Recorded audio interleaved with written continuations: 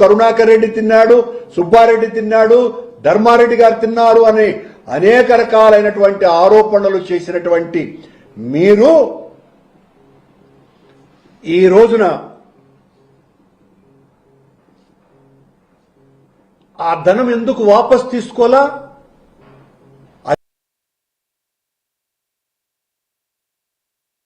అది తప్పైనప్పుడు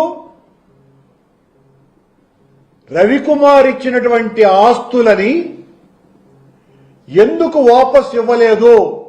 ఎందుకు ఇవ్వలేరు అంటే ఇచ్చినటువంటి వాళ్ళు, వాళ్ళ భార్య, పిల్లలు ఒక్కసారి టీటీడీకి రాయించిన తరువాత, రాసి ఇచ్చి ఆ తర్వాత వాళ్ళు టీటీడీకి అందజేసినారు.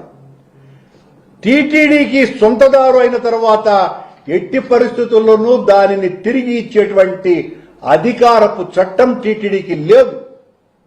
దాని మీద విపరీతమైనటువంటి రాద్ధాంతమంతా చేశారు.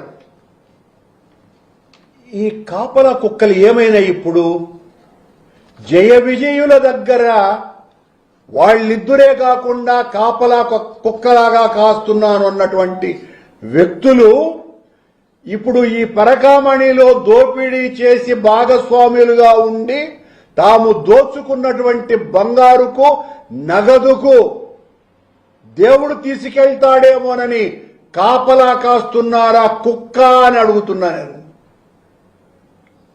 మీ దొంగతనం చేసినటువంటి ఆ సొమ్మును కాపలా కాస్తున్నారా దేవుడు తీసుకోకుండా? భక్తికి రక్తికి తేడా తెలియని వ్యక్తుల వల్లే పరకామణిలో భారీ మొత్తంలో స్వామివారి ఆభరణాలకు చోరీ అయ్యాయి.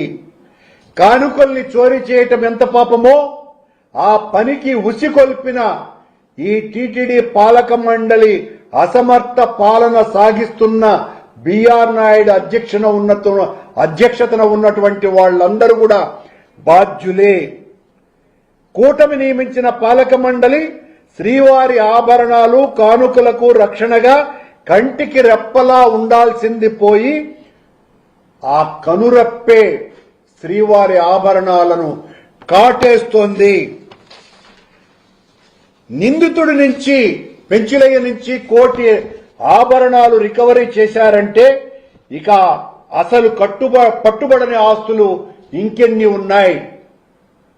ఆ పెంచులయ్య కార్పొరేట్ సంస్థల దగ్గర మార్పిడి చేసినాడు, తాకట్టు పెట్టినాడు, సొమ్ము అమ్మినాడు, ఇన్ని రకాలైనటువంటి చర్యలు చేసినాడు. సుమా కేవలం 6 నెలల సమయంలోనే ఈ బరితెగింపుకు ధైర్యం ఎక్కడి నుంచి వచ్చింది? అప్పటికే రవికుమార్ అనేటువంటి పరకామణి చోరీకి సంబంధించినటువంటి సంఘటన జరిగింది అని తెలిసి కూడా ఇంత బరితెగింపుకు వచ్చారు అంటే మా మీద దాడి చేయటానికి రవికుమార్ విషయాన్ని బయటికి వదులుతూ లోపాయికారిగా ఇలాంటి దొంగలతో పరకామణి సొత్తంతా కూడా దోచుకునేటువంటి ప్రయత్నం చేశారు అన్నది సుస్పష్టం. వీళ్ళ మా మీద విమర్శలు చేసేది. ఇప్పుడు ఛాలెంజ్ విసురుతున్నాం. రవికుమార్ పరకామణి కేసులో చిన్న తప్పు జరిగున్నా, అడ్మినిస్ట్రేటివ్ ల్యాప్సెస్ తప్ప చిన్న తప్పు జరిగి ఉన్నా దేనికైనా సిద్ధం పాలక మండలి సభ్యునిగా, ఆ రోజుల్లో అధ్యక్షుడిగా సుబ్బారెడ్డి గారి